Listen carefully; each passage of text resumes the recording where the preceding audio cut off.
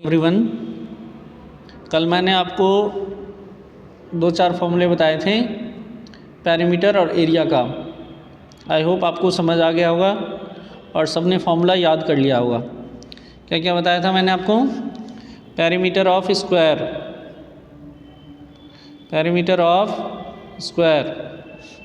Equal to क्या होता है? 4 into side.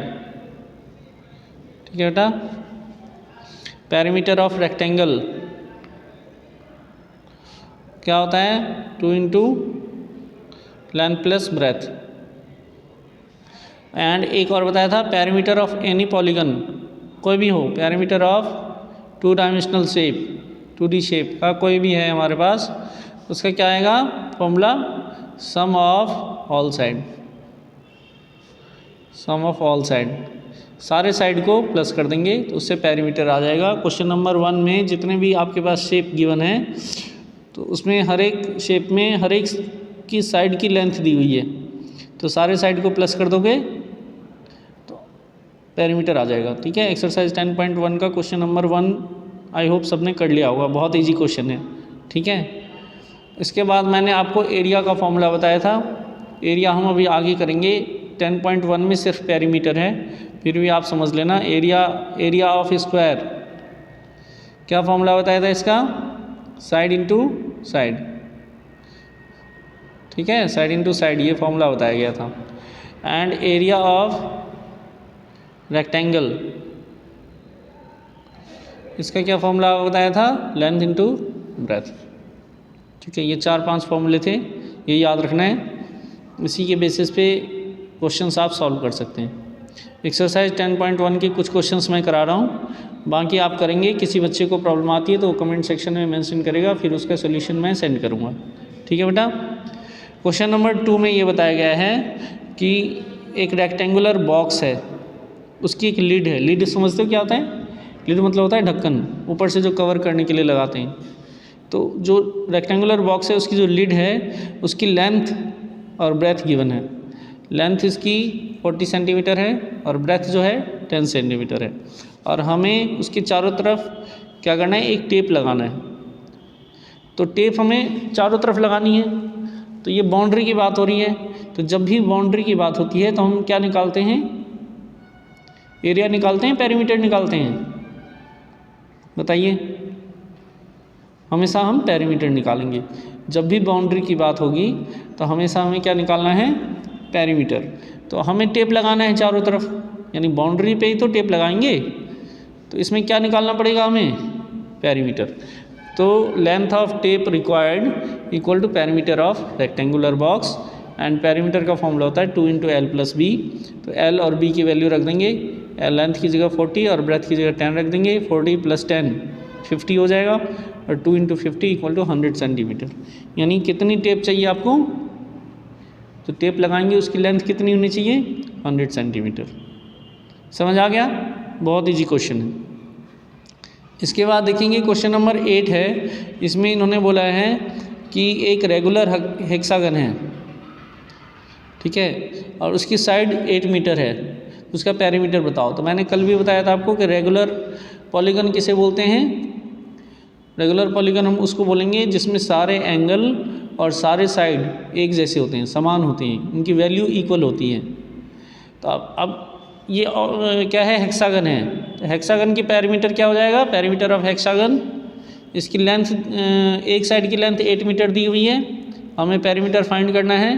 Perimeter of hexagon is equal to 6 into side होता है। Substitute the value of side की जगह हम कितना रख देंगे? 8 रख देंगे। 6 इंटू 8 कितना आ जाएगा? 48 मीटर। ठीक है।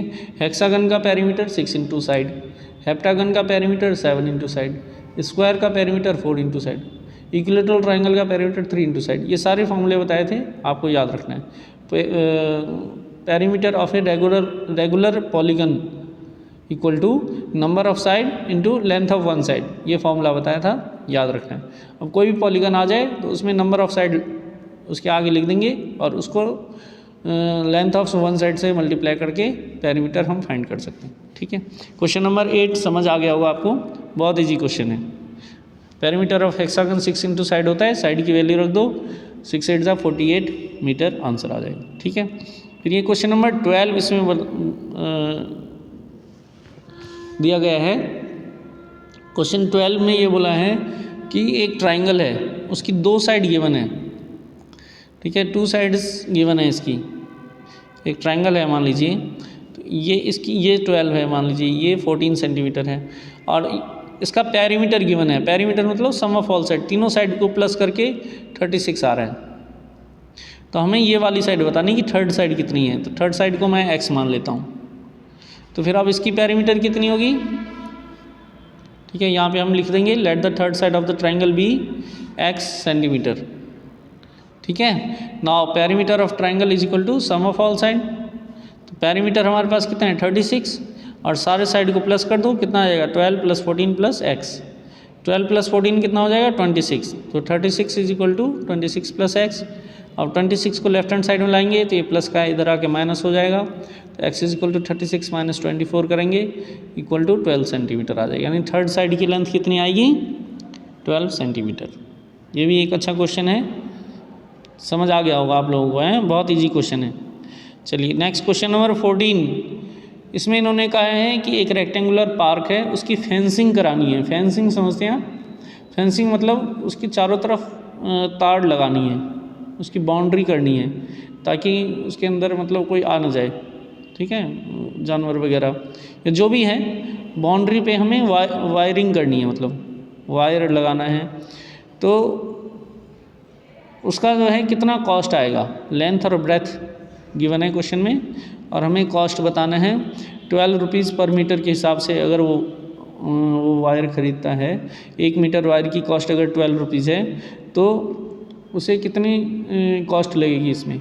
तो सबसे पहले हमें ये निकालना पड़ेगा कि वायर कितना लगेगा। तो कितना वायर लगेगा, जितना उसका पेरीमीटर होगा उतना वायर लगेगा। तो हम सबसे पहले पेरीमीटर फाइंड करेंगे। लेंथ ऑफ रेक्टेंगल 175 है, ब्रेथ ऑफ रेक्टेंगल 125 है। पेरीमीटर ऑफ रेक्टेंगल का फॉर्मूला 2 × L + B लगा दो। फिर इसमें L की जगह 175, ब्रेथ की जगह 125 रख दीजिए। 175 + 125 कितना हो जाएगा 300। 2 × 300 कितना आ जाएगा 600 मीटर। यानी कि हमें 600 मीटर वायर की आवश्यकता है, और 1 मीटर जो है 12 रुपये का मिलता है, और 600 मीटर हमें ख़रीदना है। तो कितनी कॉस्ट लग जाएगी? Cost of fencing at the rate of ₹12 per metre equal to 600 × 12 is equal to ₹7200। इतना उसको पैसा खर्च करना पड़ेगा अगर वो फेंसिंग कराना चाहता है तो।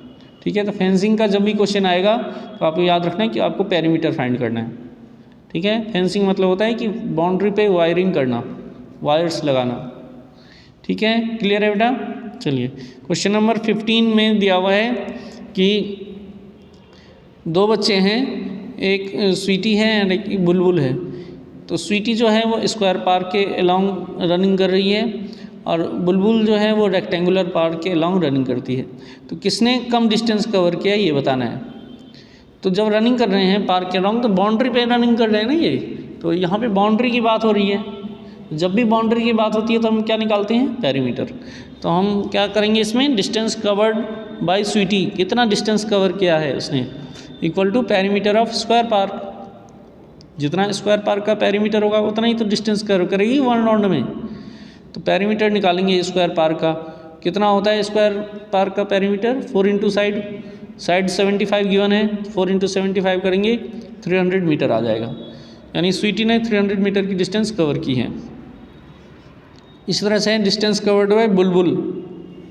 तो ये रेक्टेंगुलर पार्क के अराउंड रनिंग कर रही है, तो इसका भी पेरीमीटर फाइंड करेंगे। Perimeter of rectangular park, rectangle का पेरीमीटर होता है 2 × L + B।